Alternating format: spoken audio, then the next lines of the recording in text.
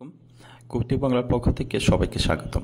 শিক্ষার্থী, আশা করি তোমরা প্রত্যেকে ভালো আছো, সুস্থ আছো, কবিটি বাংলার সাথেই আছো।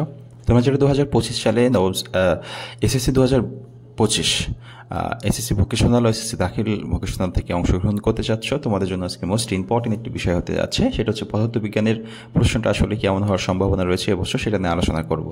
শিক্ষার্থী যারা এই মুহূর্তে আমার চ্যানেলে জয়েন করেছো, অবশ্যই চ্যানেলটিকে সাবস্ক্রাইব করে বেল আইকনটি অন করে রাখো পরবর্তীতে সকল প্রকার আপডেট সবার আগে পাওয়ার জন্য। শিক্ষার্থী দেখো, তোমাদের পদার্থবিজ্ঞান এখানে প্রথম একটা বিভাগ থাকবে, সেটা হচ্ছে ক বিভাগ। প্রথম বিভাগটা হচ্ছে আলোকবিদ্যা, যেখানে দুটি অধ্যায় থাকবে। তোমাদের আলোর প্রতিফলন এবং প্রতিসরণ, হ্যাঁ, যে অধ্যায় দুটো আছে 8 এবং 9 নম্বর অধ্যায়। সেখান থেকে প্রশ্ন আসবে আমাদের দুইটা, অ্যান্সার করতে হবে।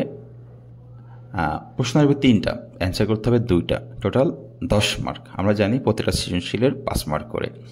তো এখানে প্রথম যে সৃজনশীলটা আমরা দেখছি, দর্পণের ব্যাসার্ধ বের করো, তারপরে দর্পণ এঁকে অবস্থান প্রকৃতি নির্ণয় করো। এটা মোস্ট ইম্পর্টেন্ট, শিখতে হবে। তাছাড়া আমরা দেখছি এখানে হচ্ছে সংকট কোণ ও প্রতিসরণের সম্পর্ক, গাছ ও পানির মধ্যকার সংকট কোণ নির্ণয়, মোস্ট ইম্পর্টেন্ট। এছাড়া এবছর এই ধরনের একটা প্রশ্ন আসার সম্ভাবনা প্রচুর রয়েছে। তাছাড়া খ বিভাগে থাকছে তড়িৎবিদ্যা ও চৌম্বকবিদ্যা, যেখান থেকেও 10 মার্কের অ্যান্সার আসবে, যেখানে আমাদের অধ্যায় আছে 2টা, 3টা প্রশ্ন আসবে। হ্যাঁ, যেমন প্রথম যেই প্রশ্নটা এখানে আমার কাছে মোস্ট ইম্পর্টেন্ট মনে হচ্ছে, আকর্ষণ বলের মান বের করা এবং এই কুলম্বের সূত্রের রাশিমালা নির্ণয় করা। তাছাড়া এর সাথে সাথে আরেকটা প্রশ্ন থেকেই থাকে যে কুলম্বের সূত্রের সংজ্ঞা বা কুলম্বের সংজ্ঞা, সূত্রের সত্যতা যাচাই করা।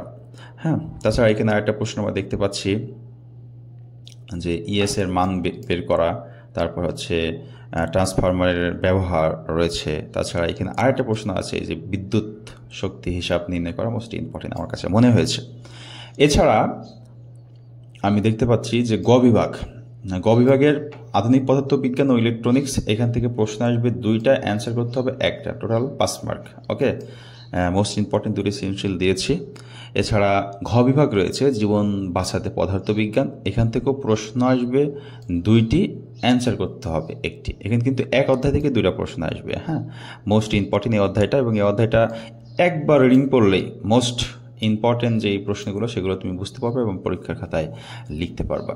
শিক্ষার্থীবৃন্দ, এই হচ্ছে একটি নমুনা প্রশ্ন দেখানোর চেষ্টা করেছি, প্রশ্নের প্যাটার্ন দেখানোর চেষ্টা করেছি। তাছাড়া তোমাদের পরীক্ষার পূর্বে আরও একটি নমুনা প্রশ্ন দেওয়া হবে। এই 2টি নমুনা প্রশ্ন যদি ভালোভাবে সলভ করো, ইনশাল্লাহ পরীক্ষার হলে তুমি A+ উঠাইতে পারবা। তাছাড়া কবিটেক বাংলার স্পেশাল সাজেশন তো আছেই, যেগুলো এই সব প্রশ্নের উত্তর সেখানে তুমি পাবে আরও ভালো করে। শিক্ষার্থী, সবার সুস্থতা কামনা করছে এবং সবার জন্য শুভকামনা রেখে শেষ করছে। সবাই ভালো থাকবে, সুস্থ থাকবে, কবিটি বাংলার সাথে থাকবে। যারা এখন স্পেশাল সাজেশন নাও নাই, নিয়ে পড়াশোনা শুরু করো।